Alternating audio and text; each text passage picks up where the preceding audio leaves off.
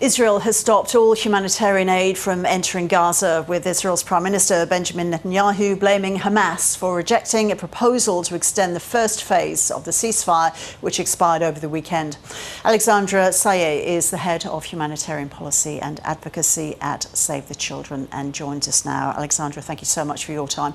So what's your reaction to Israel blocking further aid getting into Gaza? Thank you for having me. Look, this move will have devastating consequences for the 1.1 million children in Gaza. People in Gaza are already facing absolutely devastating conditions. Hospitals are not able to function. That hundreds of thousands of people have no shelter. And what this means is that children who have lost their limbs over the last 16 months won't be able to get that treatment. Families won't be able to find shelter to withstand the cold. Breastfeeding mothers won't be able to get the nutrients they need. Our colleagues on the ground are extremely frightened. We are hearing that the prices of goods in the markets have already started to skyrocket. And, humanitarian aid cannot be used as a bargaining chip or a tool of warfare. International law is very clear about that. So we are calling for these restrictions to be lifted and for humanitarian assistance to once again be allowed to flow into Gaza. How much aid had made it through as part of the ceasefire deal, Alexandra, and what difference did it make on the ground? We did see some aid scale up. Save the Children managed to reach many families with clean water, mattresses, shelter, food, but it was a drop in the ocean, and not enough shelter materials went into Gaza over the last 6 weeks. That was made evident by the fact that at least 7 children died of hypothermia in the last few weeks.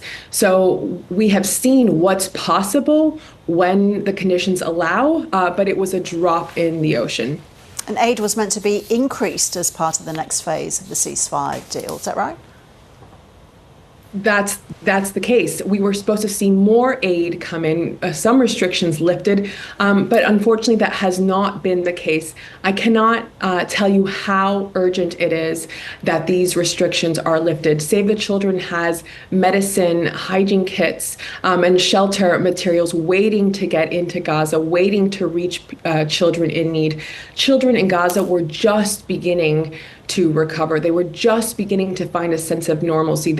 Last week, they had, many of them went back to school for the first time in temporary learning facilities. And, people were starting to have a bit of hope, but that hope has been shattered in the last 24 hours. Did you manage to store or to stockpile some of the supplies that were delivered over the last 6 weeks that might come in incredibly useful during this period to come where there'll be no aid going into Gaza? We have some supplies in, but, the conditions have been difficult. Roads are damaged, and these are things that impede us from delivering assistance at scale. This is why we have continued to call for a permanent ceasefire. A pause has allowed some relief, but it's nowhere near enough. And we are calling on all parties to abide by the terms of the agreements and for this ceasefire to become permanent and for humanitarian assistance to once again scale up. And finally, Ramadan has just started, meaning a month of fasting. How's that playing into the situation? Unfortunately, this is not the first Ramadan that the people of Gaza spend in these conditions. People had a lot of hope, but that hope has been shattered. Families need relief, and we need the conditions to be allowed to provide assistance to once again help families recover during this time. Alexandra Saieh, thank you so much. Thank you for having me.